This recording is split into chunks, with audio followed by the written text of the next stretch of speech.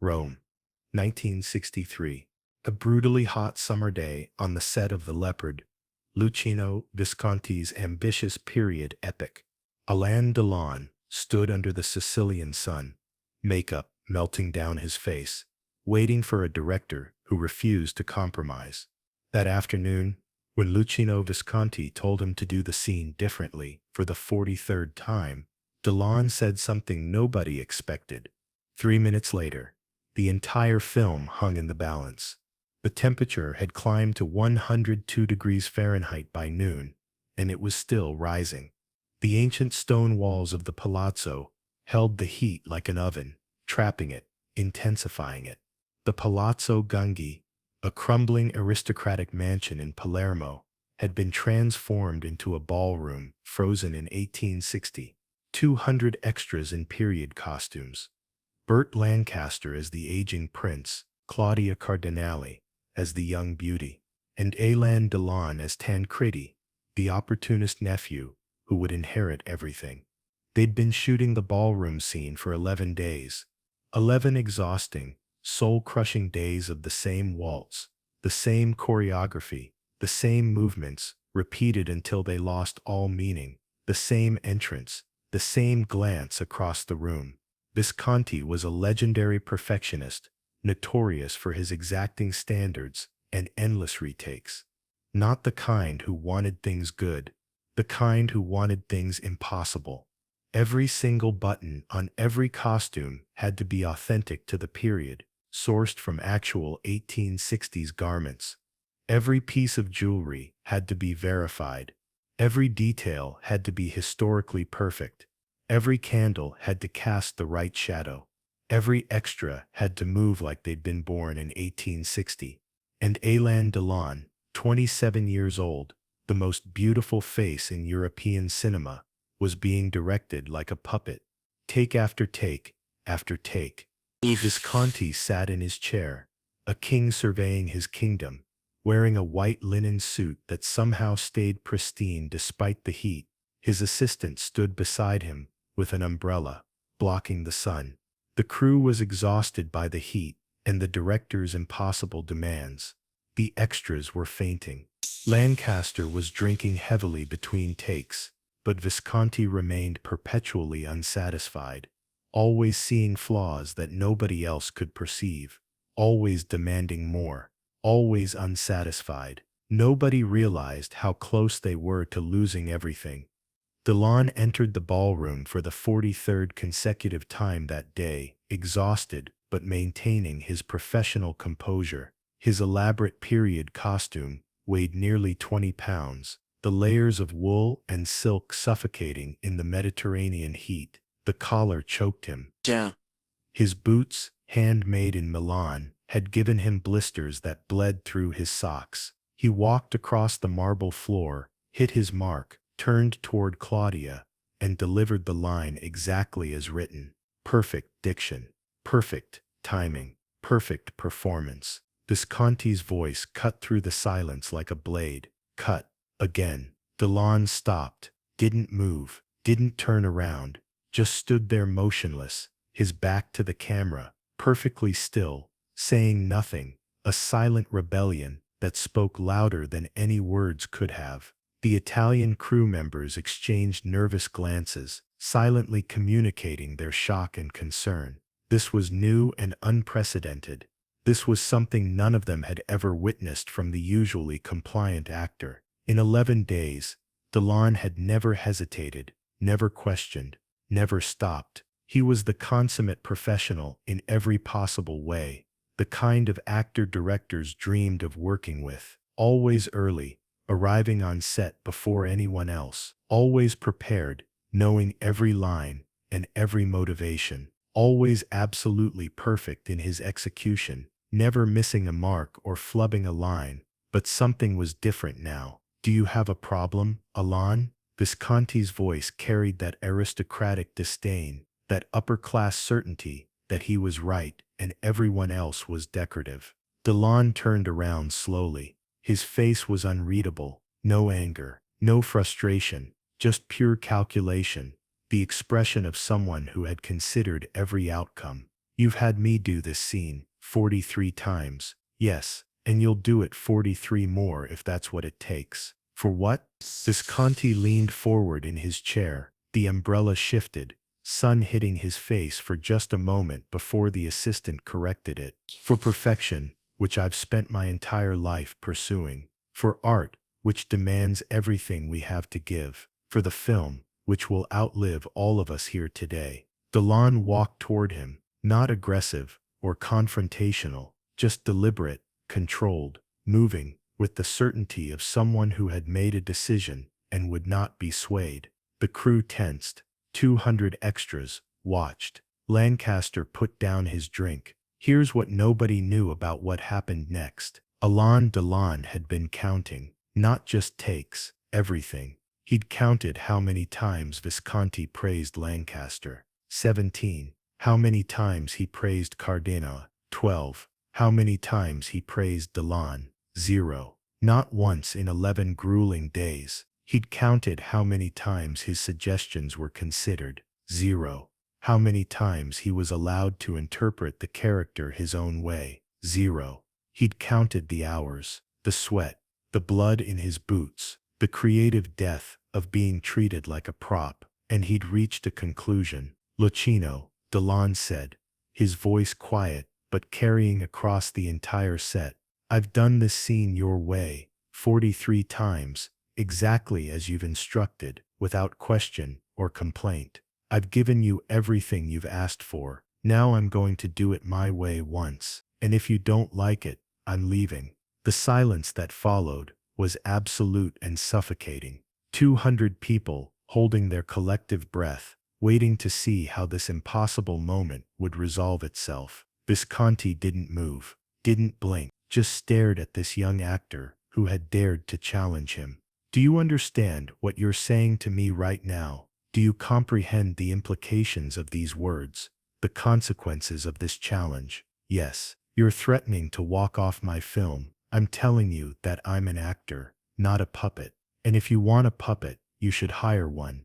Visconti stood up, slowly, like a judge rising to deliver a death sentence. The umbrella stayed with him, his assistant scrambling to keep pace. You think you can do better than me? I think I know Tancredi better than you do. Visconti's face was stone. You've been in cinema for what, 5 years? 6? You're still a child in this industry, learning your craft, and you dare to question me. I've been making films since before you were born. That's why you're the director, and I'm the actor. And my job as the actor who inhabits him is to understand this character in ways you can't, because you're not the one inhabiting him. The crew was frozen. This was career suicide. Nobody in the entire Italian film industry dared to challenge Visconti, not even the biggest stars, not Mastroianni, not Delon's idol John Gabin. Nobody. But right when it seemed like everything would explode, something unexpected happened. Visconti laughed, not a warm laugh of amusement or fellowship, a cold, calculating, evaluating laugh. The laugh of a master recognizing something unexpected in a student, like a chess player seeing an interesting move. All right, Alain, show me. Do the scene your way. One take. If it's better, we use it. If it's not, you do it my way until I'm satisfied. Deal. Delon walked back to his starting mark, his mind completely focused, his entire being committed to this single moment. The crew reset. The extras returned to their positions nervously, uncertain about what they were about to witness. Claudia smoothed her dress. Lancaster watched from the sidelines, amused by the young actor's audacity, impressed by his courage. Nobody knew what Delon was about to do differently. The scene was simple. Tancredi enters the ballroom, sees Angelica, falls in love at first sight, walks toward her, delivers a line. The way Visconti wanted it, polished, aristocratic, controlled, perfect romantic hero. The way Delon saw it, something else entirely, action. Delon entered, but this time, he wasn't Tancredi the charmer. He was Tancredi the predator. His walk was slower, more measured, more dangerous. Each individual step, deliberate and weighted with intention. More deliberate. His eyes found Claudia not with admiration, but with calculation, like a man seeing an investment, a beautiful, wealthy investment. When he reached her, he didn't bow like a gentleman. He assessed her like property. And when he spoke, his voice carried something dark underneath the charm, something hungry and ambitious beneath the surface charm, something cold and calculating in the eyes, something true about human nature that most people preferred to ignore. Cut. Visconti said nothing, just stared at the playback monitor. The crew held their breath. 10 seconds passed, 20, 30. Then Visconti looked up at Delon. That's the scene we're using. That's the real Tancredi. You finally found him. Delon didn't smile, didn't celebrate, just nodded once and walked away. The moment everything shifted happened in that silence, because what Delon had done in that single take wasn't just act differently or make a bold choice. He'd fundamentally understood something about the character that 11 days of perfect performances had missed. He'd revealed the character's true nature beneath the charm. Visconti had been circling for 11 days, but couldn't quite reach. Tancredi wasn't a romantic hero. He was an opportunist, a survivor, a man who would marry for money, betray for power, and smile while doing both. Visconti had been directing the surface. Delon had found the truth underneath. That night, after the crew had left, Visconti found Delon smoking alone on the palazzo steps. "May I?" Delon gestured to the space beside him. Visconti sat. Two men in the dark, the director and the actor. "I was wrong," Visconti said. "About the scene, about you. I thought you were just a beautiful face, another pretty actor who would coast on looks alone. I underestimated you. I apologize for that. But you're more than that. You understand darkness in a way I didn't expect. You know what it means to be hungry, to want things, to use people. That's in your performance." Delon said nothing. "I grew up with darkness. You grew up with money. It's not the same thing, no. But we both know how to use what we have." They both sat in silence. Then Visconti asked, "Why didn't you walk off?" "Because you would have replaced me within hours, and whoever replaced me would have done it your way without question, and Tancredi would have been a lie. A beautiful lie, but a lie nonetheless. And whoever replaced me would have done it your way, and Tancredi would have been a lie." Visconti smiled, a real smile this time. "You're more ambitious than I thought." "I'm not ambitious. I just refuse to be decorative." But the truth was much harder than that moment suggested. The next morning, as dawn broke over the Sicilian countryside and the crew prepared for another day of shooting, Delon found a note slipped under his trailer door. From Burt Lancaster. "Kid, you've got balls, but you almost destroyed this film. Visconti would have shut down production before admitting you were right. You got lucky. Don't push it again." Delon folded the note and put it in his pocket.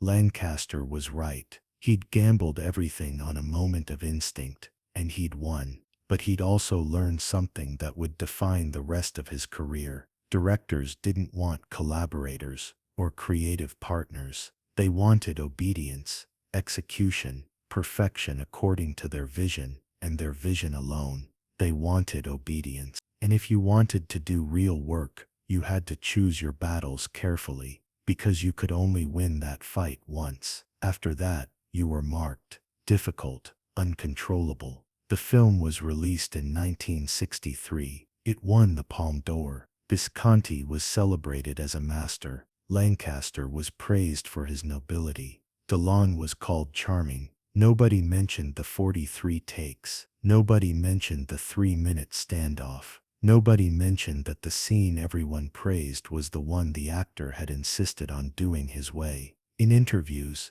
Delon never talked about it. When asked about working with Visconti, he said, "He was a genius. I learned everything from him," which was both completely true and entirely false simultaneously. The kind of diplomatic answer that reveals nothing while seeming to reveal everything. The kind of diplomatic answer that reveals nothing while seeming to reveal everything. He'd learned from Visconti, but what he learned was this: genius doesn't compromise. And if you want to work with genius, you have to be willing to become something more than you are. You have to be willing to fight for truth, even when it costs you everything. 40 years later, long after the film had become a classic and Visconti had passed away, a film student asked Delon about the Leopard. What was the hardest scene? The student expected him to talk about the long takes, the heat, the complexity. Instead, Delon said, "The hardest scene was the one where I had to decide whether to be an actor or an employee." "And what did you choose?" "Both, because in that moment, I learned that being a great actor means knowing when to serve the vision and when to save it from itself." The young student didn't understand. He would eventually. Rome, 1963. 102 degrees, 43 takes, 3 minutes of silence. One actor refusing to be decorative. One director learning to see past beauty to the intelligence and instinct underneath. One director learning to see past beauty. One scene that changed everything for everyone involved, that redefined what was possible in their collaboration. Not because it was perfect, because it was true, and truth, even uncomfortable and challenging truth, is the only thing that survives.